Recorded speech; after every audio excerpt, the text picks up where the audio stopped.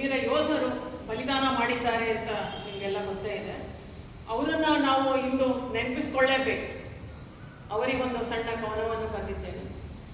ಕವನದ ಶೀರ್ಷಿಕೆ ಭಾರತದ ವೀರ ಯೋಧರು. ಭಾರತದ ವೀರ ಯೋಧರು ಭಾರತದ ಗಡಿಯೊಳಗೆ, ಭಾರತದ ನೆಲದೊಳಗೆ, ಭಾರತದ ಗಡಿಯೊಳಗೆ, ಭಾರತದ ನೆಲದೊಳಗೆ ನುಗ್ಗಿದ ಶತ್ರುಗಳನ್ನು ಸದೆ ಬಡಿಯಲು ಕಲಿತನದಿ ಹೋರಾಡಿ ಕಾದಾಡಿ ಮಡಿದ ಭಾರತದ ಶೂರ ಯೋಧರೇ, ಭಾರತದ ಶೂರ ಯೋಧರೇ, ಇದೋ ನಿಮಗೆ ನಮ್ಮ ನಮನ. ಭಾರತದ ಜನಕೋಟಿಯ ನಮನ. ವೈರಿಗಳ ಗುಂಡಿಗೆಗೆ ಗುಂಡುಗಳ ಸಿಡಿಸಿ, ವೈರಿಗಳ ಗುಂಡಿಗೆಗೆ ಗುಂಡುಗಳ ಸಿಡಿಸಿ ಕಲಿತನದಿ ಹೋರಾಡಿ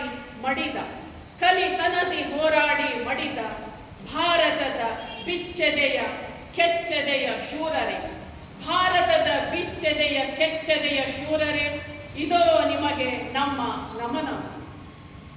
ಇದೋ ನಿಮಗೆ ನಮ್ಮ ನಮನ.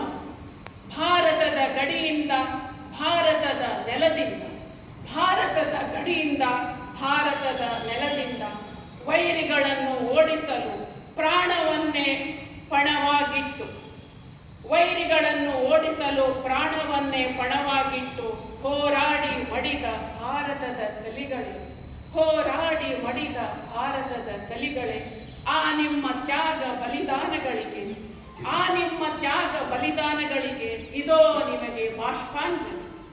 ಭಾರತ ಜನಕೋಟಿಯ ಶ್ರದ್ಧಾಂಜಲಿ, ಭಾರತದ ಜನಕೋಟಿಯ ಶ್ರದ್ಧಾಂಜಲಿ.